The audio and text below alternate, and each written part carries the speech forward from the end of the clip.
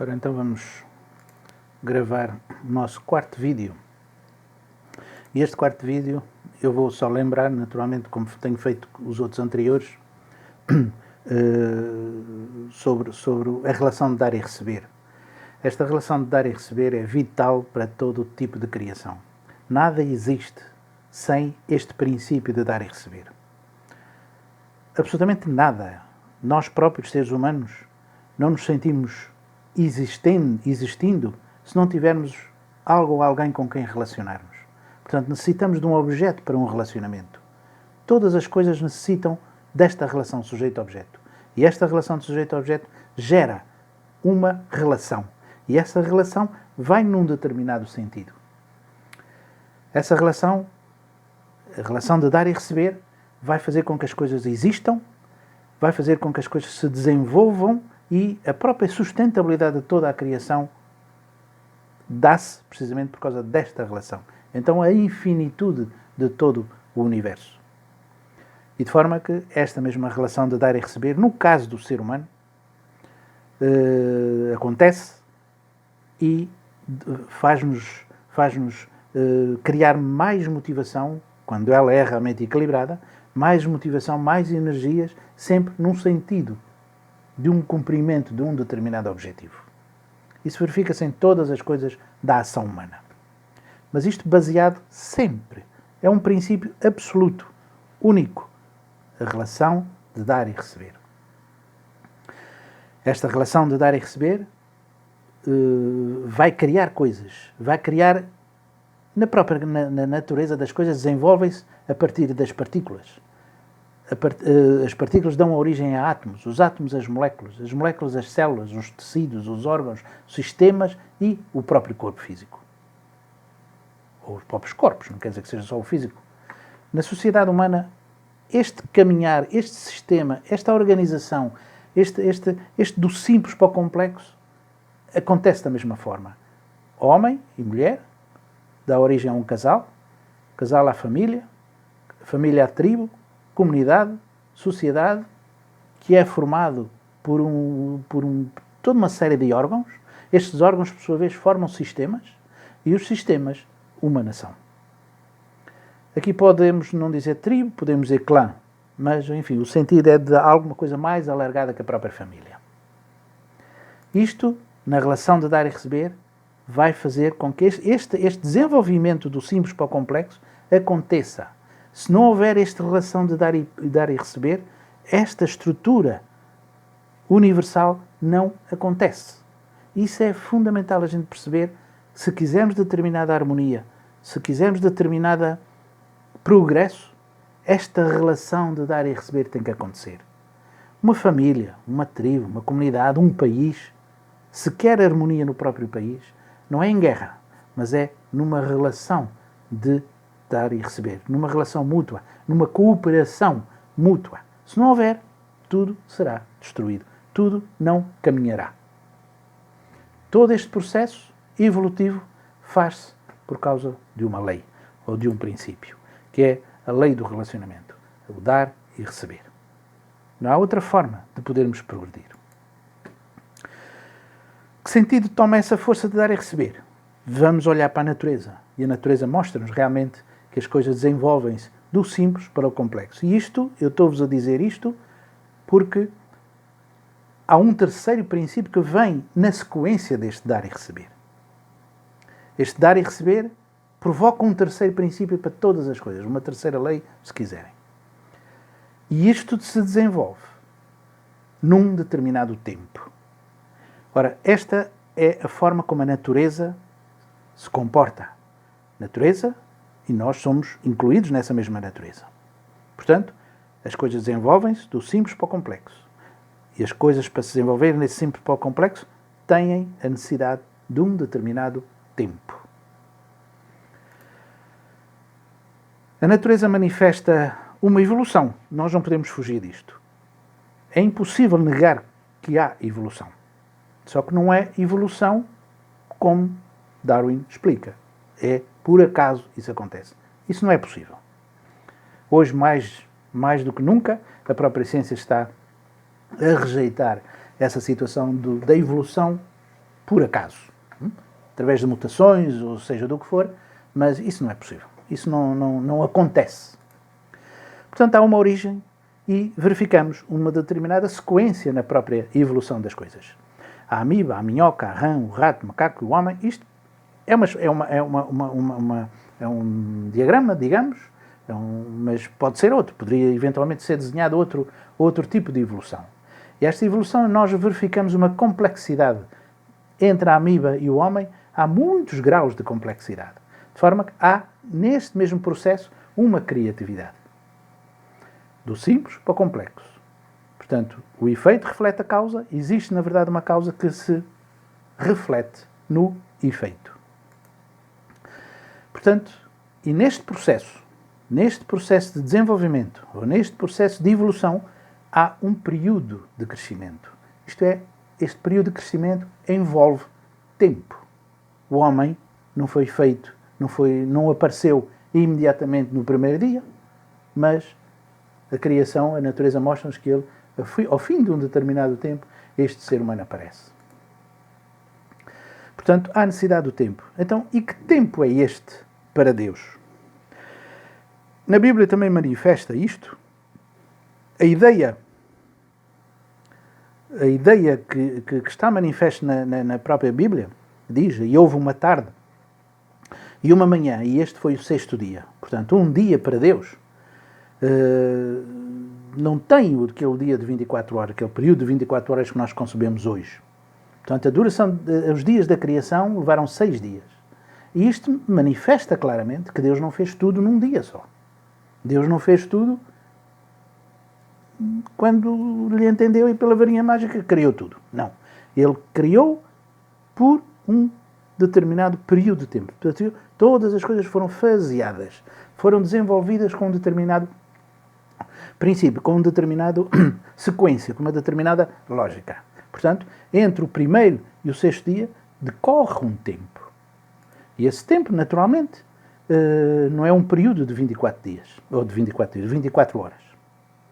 São 6 dias da criação que correspondem a 6 períodos de tempo. E esses períodos de tempos que estão manifestos na Bíblia têm alguma correspondência com aquilo que a ciência vem descobrindo. Mas, o que é que realmente quer dizer Deus ao transmitir? Houve uma tarde e uma manhã e esse foi o sexto dia. O que é que Ele quererá dizer? Que tempo é este para Deus? Nós veremos que uma tarde e uma manhã. Entre a tarde e a manhã, o que é que existe? Existe, certamente, a noite. E é na noite que o crescimento das coisas se podem processar. Durante a manhã, as flores, no caso, por exemplo, desabrocham e viram-se realmente para o sol. Portanto, há aqui um período entre a tarde e a manhã. Tarde e a manhã é o dia para Deus. Portanto, entre a tarde e a manhã existe a noite. E esta noite é precisamente o crescimento. Ora, isto faz-nos pensar que há um estágio de formação, que é no início da tarde, há um estágio de crescimento, que é realmente a noite, e há um estágio de perfeição, ou completo, que é amanhã, que é o final. E um novo dia vai dar-se. Este princípio, formação, crescimento e perfeição, ou com o estado completo, é um princípio que nós verificamos em toda a natureza. E é bom que a gente possa vir a perceber o seguinte: Deus é absoluto. Deus é imutável. Isto tem que começar a fazer determinado sentido na nossa mente. Se Deus é imutável, as leis que Ele criou, desde o princípio até hoje, não foram alteradas. Portanto, as leis de hoje são as leis de ontem. E serão certamente as leis do amanhã. Portanto, por causa dessa mesma imutabilidade. Essa é uma característica que Deus tem. Imutabilidade. Então as leis não mudam, porque Ele é imutável. As leis são imutáveis. Isto é uma à parte, mas em 2 Pedro 3.8 diz que para o Senhor um dia é como 1000 anos e 1000 anos são como um dia. Portanto, o elemento tempo não é rígido, é simbólico. Não é literal, é simbólico. De forma que não podemos analisar a criação da humanidade ou a criação de toda a natureza, toda a Terra, o universo, fosse feita num período de tempo só porque Deus tem todo o poder, Deus é todo poderoso e de forma que faz aquilo que entender. Não é bem assim. Não é isso que está manifesto na natureza. Deus tem uma determinada lógica, tem um determinado comportamento e tem uma metodologia para as coisas poderem vir a desenvolver-se. E essa metodologia temos vindo a procurar explicar como, na análise da própria natureza, como é que isso realmente se processa. Primeiro princípio que a gente encontrou é a dualidade. Todas as coisas existem aos pares. Estes pares têm um relacionamento. Esse relacionamento dá-se através da relação de dar e receber. E esta relação de dar e receber provoca um movimento. Provoca uma ação. Ou uma nova ação. Que é isto precisamente que nós estamos a procurar a verificar. Ora, os 6 dias da criação assemelham-se, portanto, aos períodos geológicos que nós conhecemos hoje através da ciência. Cosmozoica, azoica, arqueozoica, proterozoica, paleozoica, cenozoica. Ora, como é que isso poderemos fazer o diagrama? Na Bíblia, o primeiro, segundo, terceiro, quarto, quinto e sexto dia têm determinadas características. Portanto, no primeiro dia as luzes e as trevas, no segundo dia o firmamento, águas superiores e inferiores, terra, mar, terra, vegetais e assim sucessivamente. E as próprias eras, nas eras geológicas que a ciência nos explica, são algo correspondentes àquilo que está escrito na Bíblia. Também são 6 períodos. São 6 períodos de tempo pela qual a criação se vem desenvolvendo. Ora, este ser humano não poderia surgir antes mesmo de qualquer outros dias, porque não havia condições para que este ser humano pudesse vir a existir. Porque se viesse a existir, ele imediatamente seria destruído pelas condições ambientais que estavam vigentes na altura. Portanto, ele apareceu no 6º período, que é a era da Cenozoica, onde já haveria uma determinada temperatura, já haveria um determinado ambiente pela qual o homem pudesse vir a existir e a manter a sua própria vida. Portanto, são períodos semelhantes. Os períodos bíblicos, os períodos que a própria ciência nos indica, são semelhantes, de forma que verificamos que há determinada lógica, há determinada princípio, há determinado método pela qual a criação se veio a desenvolver. Essa evolução que nós verificamos na criação, na natureza, nós podemos-la comparar para poder compreender também como é que essa natureza se evoluiu, como é que ela se foi desenvolvendo, podemos compará-la com a ação humana. A evolução, a complexidade e a criatividade na atividade humana provavelmente não será diferente daquela que Deus colocou quando fez a sua criação. Não nos esqueçamos. Façamos o homem à nossa imagem e semelhança. Isso quer dizer que o efeito reflete a causa. E este raciocínio pode nos ajudar a compreender como, na verdade, Deus pode ter vindo a desenvolver a sua criação. As coisas que o ser humano cria não surgem de uma vez. Podem vir a desenvolver-se no próprio cérebro, na própria mente, e vão se aperfeiçoando, vão se tornando mais visíveis daquilo que ele pretende. Portanto, não acontece de uma vez. E a ação, na prática, também não. Portanto, este ser humano, o seu investimento transmite-se por mais energia, mais materiais, mais intelecto, mais motivação e a criatividade, tudo vai conjugando todos esses fatores.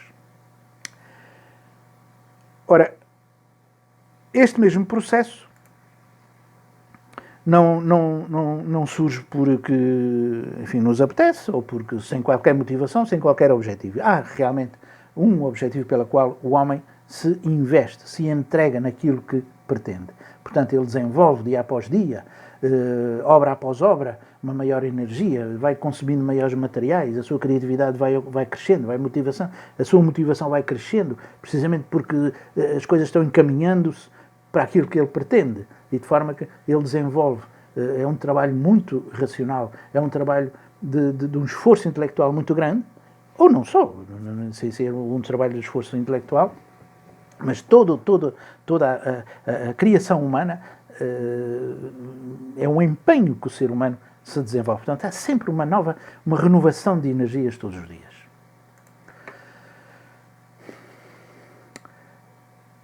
O investimento humano verifica-se neste processo que, enfim, eu coloquei aqui.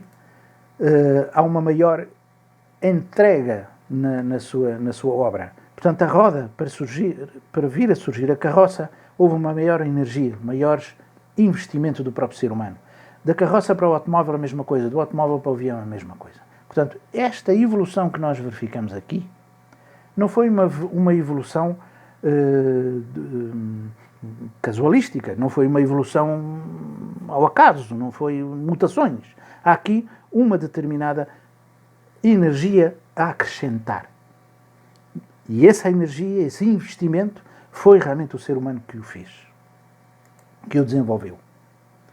Na criação a gente vê também a mesma situação, através da amiba para a minhoca, da minhoca para a rã, do rato para o macaco e para o homem. Portanto, há aqui um crescimento de complexidade. Essa complexidade significa um acrescento de maior energia, de maior criatividade. Isto é o que nós verificamos na própria natureza. Portanto, a energia é sempre um mais para cada criação que venha a surgir. Se não houvesse este acrescento de energia, a rã era sempre rã. Multiplicava-se e multiplicaria sempre rã. Portanto, se há uma evolução de rã para o rato, não vou dizer como foi, porque ninguém o sabe ainda, mas há aqui um desenvolvimento que nós podemos dizer que é um acréscimo de energia para vir a surgir o rato. Porque o rato é mais complexo que a rã. Não é o menos, não dá mais. Não é possível. Se é menos, não pode dar mais. Se é menos, dá menos. Dará menos até que possa vir a desaparecer. Mas menos para mais não é possível. Portanto, este mais é precisamente a tal criatividade, a tal maior energia. E nós acreditamos que este investimento de mais foi o investimento que Deus desenvolveu na própria criação. Na amiba para a minhoca, houve um investimento da parte de Deus. Houve uma maior criatividade da parte de Deus. Portanto, uma maior energia foi junta. A rã, rato, macaco e o homem. Portanto, há aqui uma evolução, há aqui na realidade uma evolução, mas essa evolução faz-se através de um determinado investimento por parte de Deus que foi dando mais e mais complexidade às coisas da criação. Essa mais é proveniente de um ser que nós dizemos Deus, um ser causal. Esse ser causal vem desenvolver uma criação onde ele se possa refletir. E esse ser é realmente o ser humano. Portanto, não é possível ter existido mutações, nem é possível ter existido uma evolução ao acaso. Há uns dias, estive a observar o desenvolvimento dos robôs. E o desenvolvimento dos robôs ainda é muito precário. Mas, há umas décadas atrás, o desenvolvimento do robô não tem nada a ver com o desenvolvimento do robô dos dias de hoje. Ora, há um processo aqui que, além do tempo, que me fez pensar. Se nós, seres humanos, precisamos de fazer tantos e tantos testes, tantos e tantos análises ao produto que estamos a procurar fazer, para poder aproximar-se, neste caso, do robô ao ser humano, e como é que é possível a natureza, por acaso, vir a desenvolver este ser humano com a complexidade que ele tem em todos os seus órgãos, em todos os seus sistemas, o seu relacionamento, por acaso.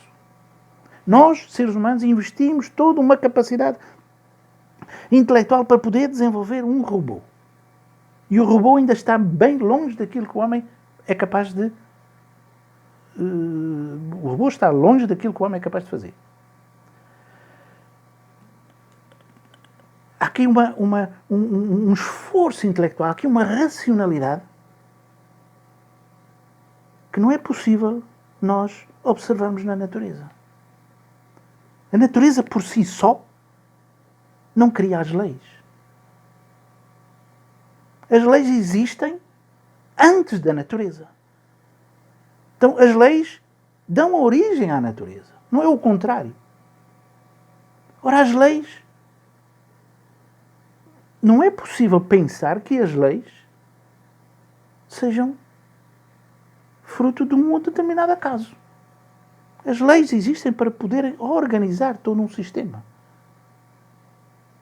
Ora, esta organização desse sistema tem que existir uma mente, tem que existir uma racionalidade antes.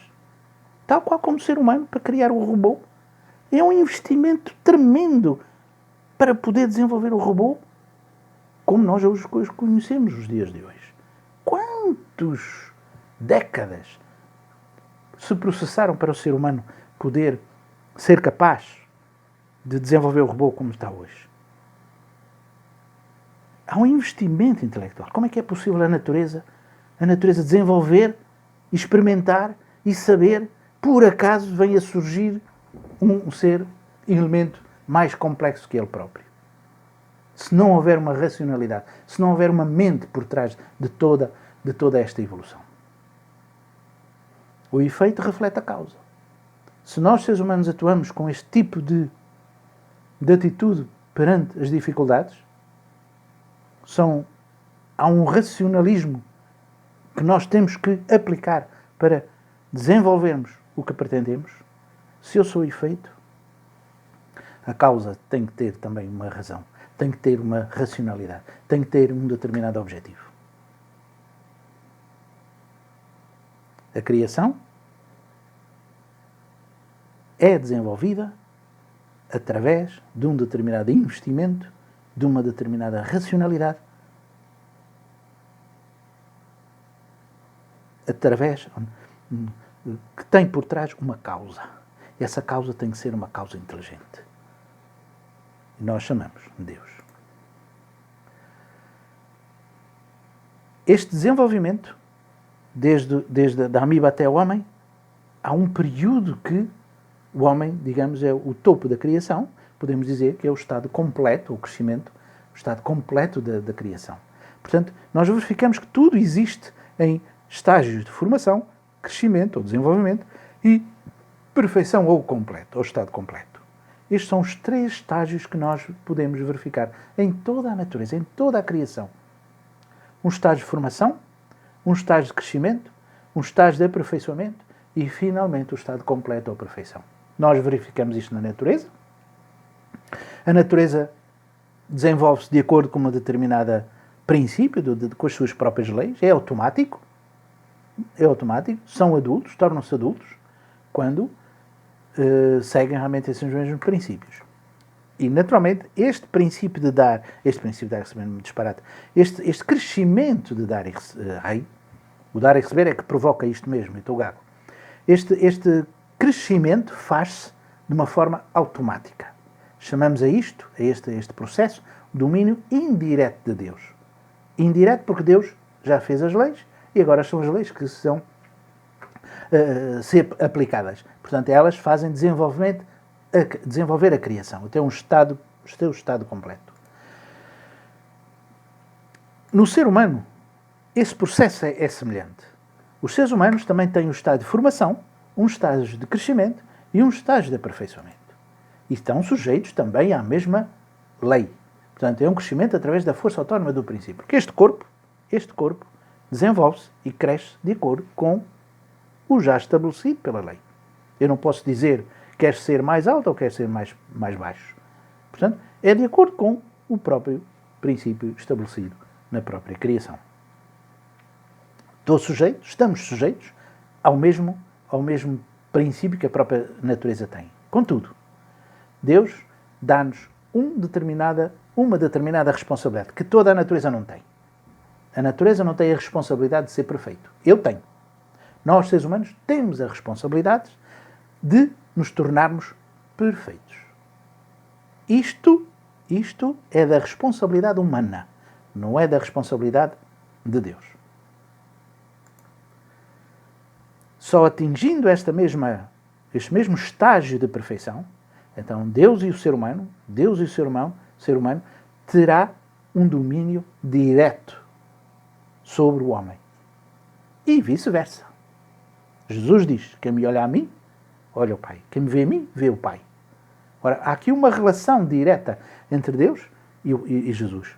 Essa é uma relação de total unidade. Quando atingíssemos este estágio de perfeição, este estágio de completo, então Deus poderia dizer, eu manifesto-me nestas pessoas. Nestes e nestes seres. Eu estou ali. Cada ser de ser humano é um ser diferente, porque reflete as características diferentes que existem em Deus, que se manifestam em cada ser humano. Cada ser humano manifesta um ser único. E, atingindo essa mesma perfeição, esse mesmo ser único passa a ser, ou a estar, num domínio direto de Deus. Até lá, nós crescemos de acordo com a própria lei, naturalmente a lei física, mas de acordo com a nossa própria responsabilidade. Somos responsáveis por nos tornarmos a imagem de Deus.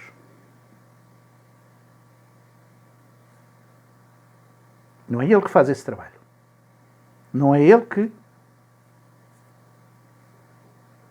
nos desenvolve esse mesmo trabalho. Nós, quando vamos para a escola, somos nós que aprendemos. Portanto, ao ir para a escola, somos nós que aprendemos. O outro que vai à escola, ele aprende por ele e eu aprendo por mim. O meu pai, se for à escola, é ele que aprende e não eu. Portanto, naturalmente há um determinado período pelo qual nós somos ou devemos ser obedientes. Noutro determinado período deveremos compreender as coisas e tomar a responsabilidade e desenvolver essa responsabilidade até que possamos atingir essa mesma perfeição. E este processo tem que ser em liberdade. Porque é a liberdade que nos vai tornar responsáveis e vice-versa. Porquê é que Deus deu realmente esta responsabilidade ao ser humano? Para o tornar como co-criador. Porque se eu sou responsável por crescer até a esse estado completo, se eu sou responsável por crescer e desenvolver uma unidade com Deus, de modo a ser a sua própria imagem, Deus toma como ser co-criador com Deus. Para além de poder, certamente, vir a conhecer a natureza e tomar responsabilidade sobre essa mesma criação. Portanto, para dar qualificação de senhor da criação. Porque um pai, por exemplo, que tem um filho, pai ou mãe, tenha o filho vai com o pai para o trabalho, por exemplo, o trabalho a firma, o trabalho que ele desenvolve é dele, e o filho começa a aprender. E ao aprender, não só se torna como que nos projetos que o pai desenvolve, como se que co-criador do pai, como também essa mesma criança, esse mesmo ser que está vindo a crescer, ao participar na atividade que o pai desenvolve, ele pode vir a tornar-se também o dono dessa mesma objetivo que o pai tinha programado. E, naturalmente, pode fazer com que ele herde essa mesma responsabilidade de poder dar continuidade ou fazê-la crescer ao nível que ele pretende, daquilo que ambos, afinal, tiveram a experiência de formar. Portanto, para tornar o ser humano co-criador e para dar qualificação de senhor da criação, participando nela.